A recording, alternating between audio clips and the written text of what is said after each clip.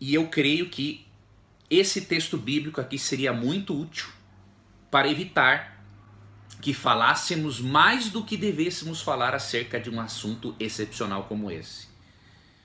O texto bíblico é 2 Timóteo 2, 23 a 26, que diz assim: evite as controvérsias tolas e inúteis, pois vocês sabem que acabam em brigas.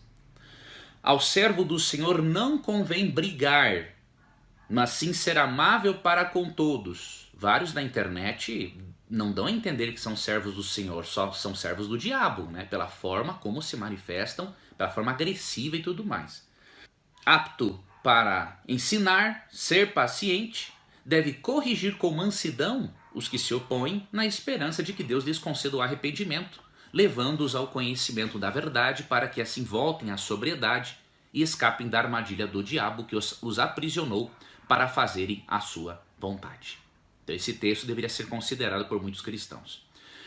Por outro lado, nós precisamos ter humildade e reconhecermos que nós não temos todas as respostas, né, para todos os dilemas da vida. Afinal, a nossa mente é limitada pelo pecado e a existência humana é muito complexa e por isso nós nunca teremos todas as respostas. Além de limitados, nós vivemos num conflito cósmico entre o bem e o mal. Nós fazemos parte deste conflito. Alguns soldados de Cristo saem feridos e outros mortos. Porém, esse não é o maior problema, porque a vitória final do soldado de Cristo está garantida. Por minha experiência, antes de eu apresentar para você uma abordagem que eu creio ser bíblica e equilibrada nesse dilema, eu queria dar para você uma outra dica, talvez para você que é ateu ou agnóstico. Eu, na minha experiência de vida, eu tenho 41 anos, não sou mais uma criança e passei por muitas coisas e vivo muitas coisas. Eu creio, e você pode discordar de mim sem nenhum problema, eu creio que nós só podemos fazer uma leitura correta da história e da realidade da vida, né, e dessas questões excepcionais à luz da doutrina do conflito cósmico e com as lentes da cruz de Cristo. Só assim nós podemos fazer uma leitura correta da história. Porque Cristo, né, como diz 1 Coríntios 1, 24, ele é o poder de Deus e a sabedoria de Deus. Eu, quando encaro esse tipo de realidade, esse tipo de dilema, com a cruz, com as lentes da cruz, e tendo como pano de fundo o conflito cósmico entre o bem e o mal, eu consigo obter respostas mais satisfatórias para essas questões éticas, existenciais, filosóficas, apesar de eu não encontrar todas as respostas. E o fato de eu não ter todas as respostas não significa que elas não existam, simplesmente significa que eu não as conheço.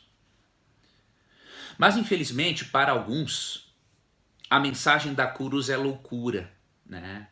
E eles não vão querer, como diz Paulo em 1 Coríntios 1,18, eles não vão querer se aventurar e interpretarem a história à luz da cruz e à luz da doutrina do conflito cósmico. Mas eu lhe garanto que quem se aventurar a interpretar a história desta forma, bem como esse tipo de acontecimento terrível com a menina, à luz do conflito cósmico e à luz da cruz, você vai encontrar respostas bem mais satisfatórias para esses dilemas que enfrentamos ao longo da vida, e você vai encontrar muito mais lógica nos acontecimentos e sentido para a sua própria vida. Então essa é uma sugestão que eu deixo para você avaliar este tipo de dilema e outros. Qual é a abordagem bíblica equilibrada para tratarmos com este caso desta pobre criança? Aqui, em minha opinião, novamente, a análise mais equilibrada já feita sobre este assunto se encontra neste livro aqui, ó. Declarações da Igreja.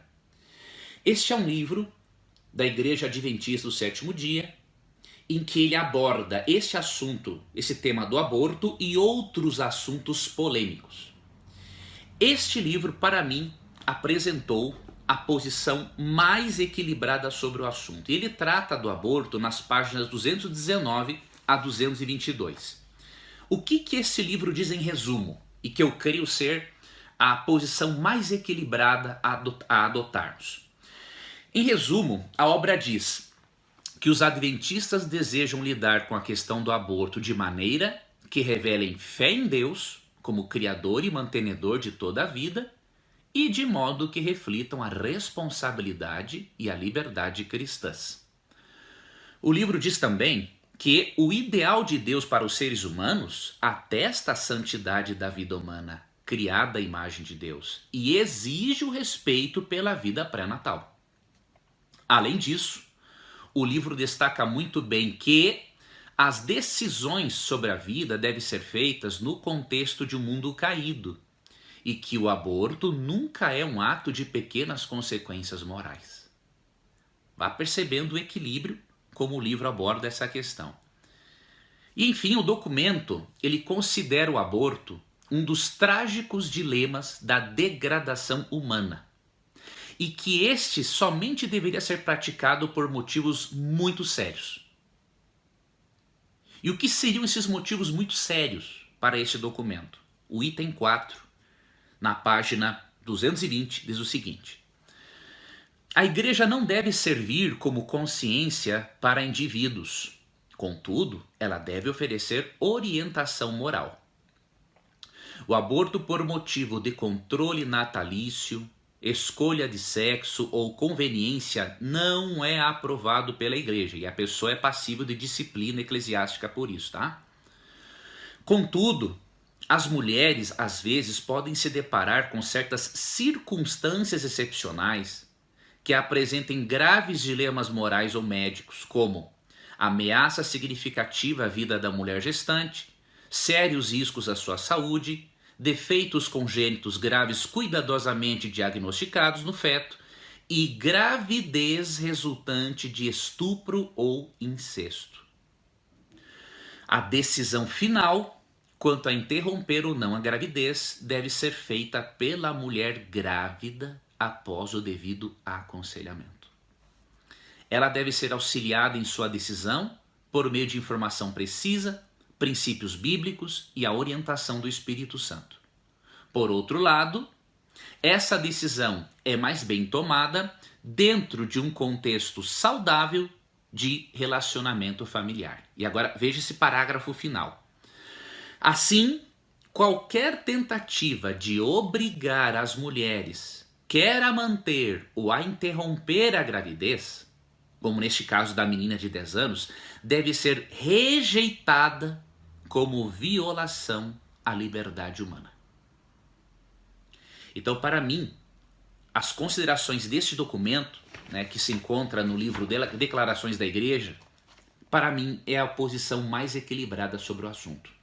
Agora, o que a Igreja Adventista não está dizendo com isso? É importante eu esclarecer para você não interpretar mal a Igreja Adventista e também a minha opinião. Em primeiro lugar, o fato de eu crer que esta posição do livro Declarações da Igreja seja a mais equilibrada, não significa que a instituição religiosa da qual faço parte seja a favor do aborto, né, praticados por motivos egoístas, tá? E muito menos a denominação a qual pertenço, ela é contrária aos movimentos cristãos que dão às mulheres estupradas todo o apoio espiritual e psicológico que elas precisam, com o objetivo de darem à luz a esses filhos e depois, se quiserem, dá-los para adoção. Nós consideramos essas instituições cristãs como dignas de profundo respeito, né, por fazerem um trabalho de restauração da vítima e por fazerem um trabalho de preservação da vida. Ok? Então nós temos um profundo respeito por essas instituições que trabalham desta forma. Tá ok? Segundo lugar, ao mesmo tempo, assim como o referido documento, eu creio que ninguém tem de se intrometer na vida dos outros, né? E se manifestar em nome do cristianismo para pressionar a menina ou a sua família a tomarem qualquer tipo de decisão. Porque, como diz o documento, isto é violar a liberdade humana. E aí, para estas pessoas, eu creio que o texto de 2 Tessalonicenses 3, 11 a 12 será bastante útil. Diz assim: pois ouvimos que alguns de vocês estão ociosos, não trabalham, mas andam se intrometendo na vida alheia. A tais pessoas ordenamos e exortamos no Senhor Jesus Cristo que trabalhem tranquilamente e comam o seu próprio pão. Nós devemos cuidar mais da nossa própria vida, né, e não cuidarmos da vida dos outros.